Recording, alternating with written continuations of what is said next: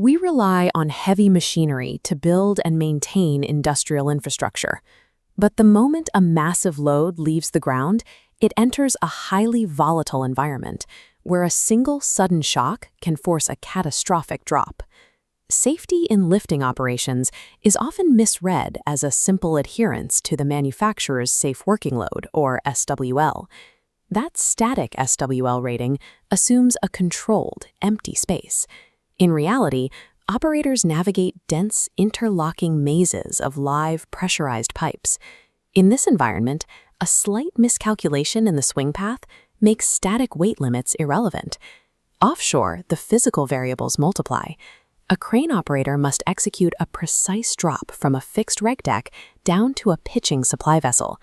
The vertical motion of the sea introduces the risk of a snatch lift, where the vessel drops away into a trough and snaps back against the load. To account for these invisible environmental forces, we have to calculate the dynamic lifting load. This metric measures the true physical stress applied to the crane in motion. The ADNOC Lift Categorization Matrix quantifies operational risk across 4 tiers, from routine to complex. As physical variables increase, it dictates the required engineering math, mapping risk directly to authorization levels, escalating from the site-appointed person up to third-party verification agencies.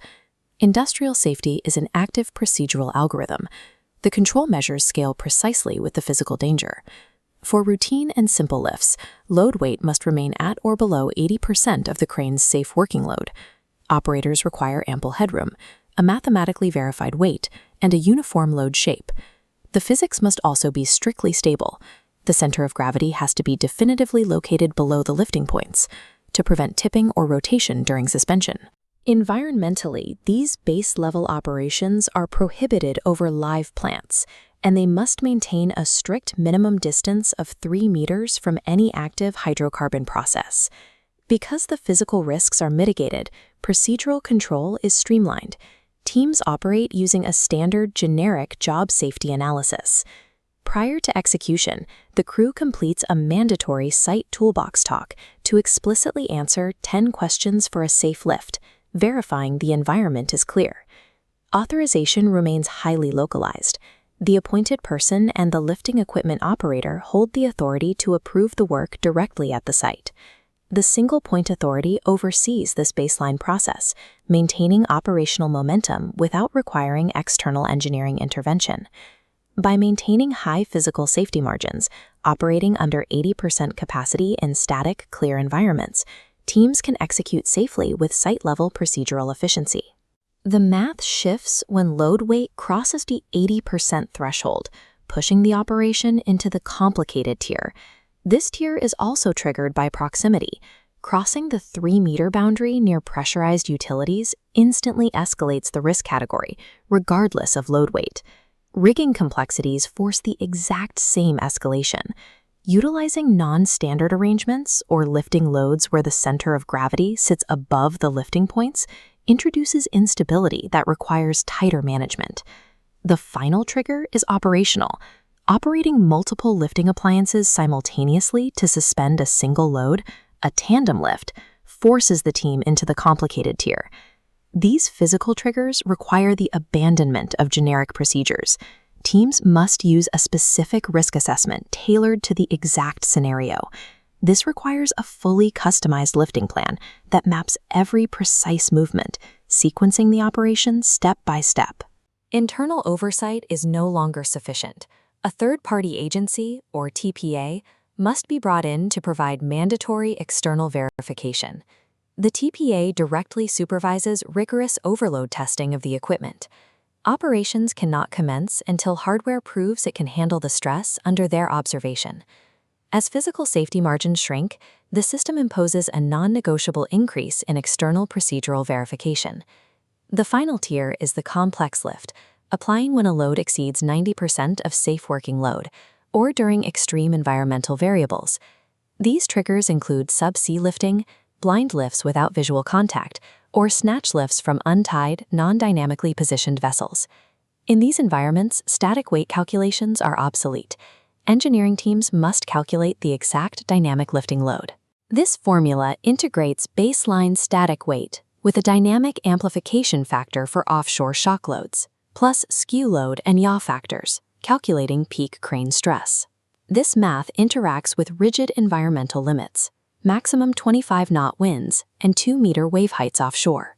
Because of these variables, standard plans are replaced by a comprehensive lifting plan dossier. This dossier requires precise scale drawings. Engineers must prove every clearance and map the exact swing path, all before the crane even moves. The final authorization barrier sits at the highest level of technical governance. The lifting technical authority must review and approve the dossier prior to execution. At this absolute apex of risk, every movement is dictated by the precise interaction of high-level engineering and advanced physics. The entire categorization matrix is functionally useless if the structural integrity of the physical hardware compromised. To prevent hardware failure, every piece of lifting equipment must pass through mandatory statutory inspection cycles. This diagram illustrates the 6-month color coding system. All portable lifting equipment rotates through a sequence of white, blue, orange, and green markers over a 2-year cycle. This enforces a strict quarantine rule. Any equipment displaying an incorrect or scrapped color code must be instantly isolated. For powered lifting appliances, the hardware undergoes a deeper, thorough examination every 48 to 60 months, relying on non-destructive testing to locate microscopic fatigue.